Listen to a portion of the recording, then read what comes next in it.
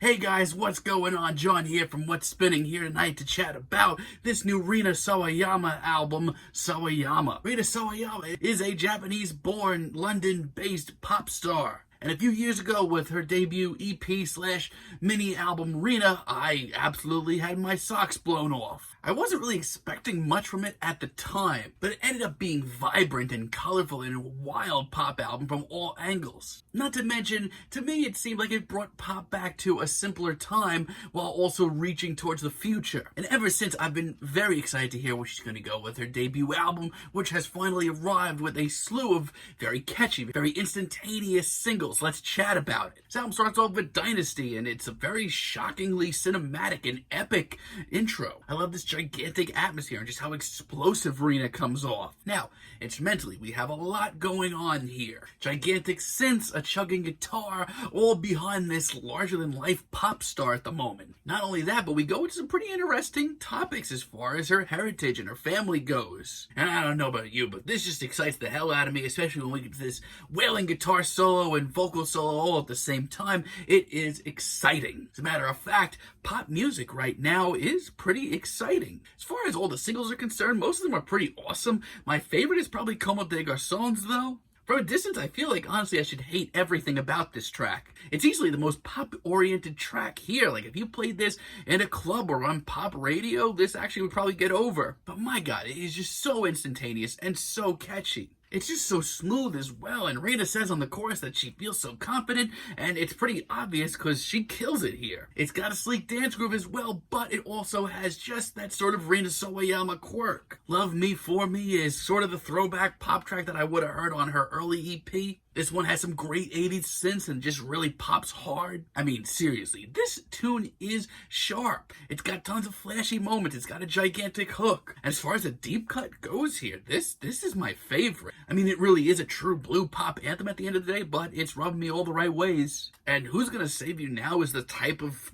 larger-than-life track that I honestly didn't think Rina had in her right now. Her vocals are staggering. This hook is gigantic, and blending of genres continues to be pretty classy. I love the fluttering synths and the wailing guitars. I mean, this in a really weird way is like the strange love child of some really badass arena rock ballad and like a really epic James Bond movie theme that I didn't think we needed. I do feel like Rina is still trying to find out little bits and pieces of her sound though, which, you know what, it's her first album, she's allowed to be doing that. You know what, I know I'm going to be in the minority on this one, but I'm not that into Paradising, especially not when you compare other tracks here. And you know what, I feel like I should be eating this track up right now, which is how upbeat and catchy and carefree as it is. But I don't know, man, this track is just too bubbly for my liking. So far, this has just been a quirky, colorful pop album that really packs a punch. But I don't know, this may have a lot of the same aspects to it, but it's just a little bland for my liking, and just a little bit too soulless. That's just me though, I do get the hype, not to mention that sax solo is pretty awesome. I'm also not as into Bad Friend as some other people are, and it's a shame because I do like the throwback R&B vibes here. And from a performance standpoint, this is still a killer track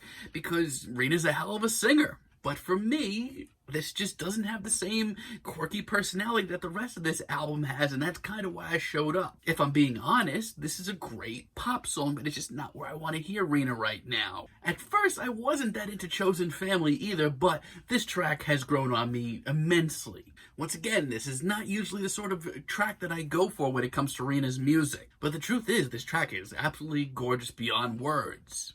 The stripped-down vibes and the passionate performances are really great. I will say this, though, like, I'd still take about 10 other tracks here before this, but I definitely understand the hype on this one. Not to mention, it's just such a powerful message. Let me tell you, though, man, the rest of this album is the exciting fusion of pop music that we need right now. Tracks like XS early in the album are absolutely huge. The production on this album is gigantic. Once this track really starts rolling, once again, we get a real clash of styles. We're getting everything here from acoustic strumming to metal breakdowns to throwback 90s pop. And the fact that this all comes together and is pretty classy still is shocking. This grooves so hard. Rina has just such a powerful voice. I love this track. And STFU is an awesome single. I know I'm gonna put myself even more in the minority here, but I think that Poppy could have learned a lot from this with that album that she put out earlier this year. This is the sort of over-the-top metal and pop fusion that I really didn't think I needed right now. As a matter of fact, on all levels, I should probably despise this. But for some reason, this just works for me. I love how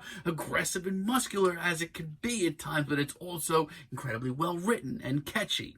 Akasaka-san, on the other hand, I absolutely love this sound for Rina. This is like absolutely where I want to hear it. It has the quirkier, weirder side of her music, but it also has the pop sensibility, the catchy songwriting that's really going to make her last a while. As a matter of fact, it's so strong that I feel like this album is a pretty strong gateway into the quirkier side of pop music. I also enjoy the Fuck This World interlude quite a bit. I love the tropical rhythms on this track. It's just so warm. Now, from a songwriting perspective, this is actually pretty far from her most straightforward track here. Especially because this has been a pretty personal album, no matter how quirky and out there it gets at times. But I love how really hard to place this track gets. I love the excessive vocal effects. It's barely even an interlude. I love it. Tokyo Love Hotel is a little bit more laid back, easy on the ears, but it's just so sweet, so likable. Her vocals and lyrics are so tender here. I feel like also if you were into like the last two Carly Rae Jepsen albums, you're definitely going to want to hear this. But outside of that, the twinkling production and the starry-eyed instrumental are just so easy to warm up to. It just fills me with energy and makes me want to burst out into every one of these choruses. And just when I thought Rina was kind of done and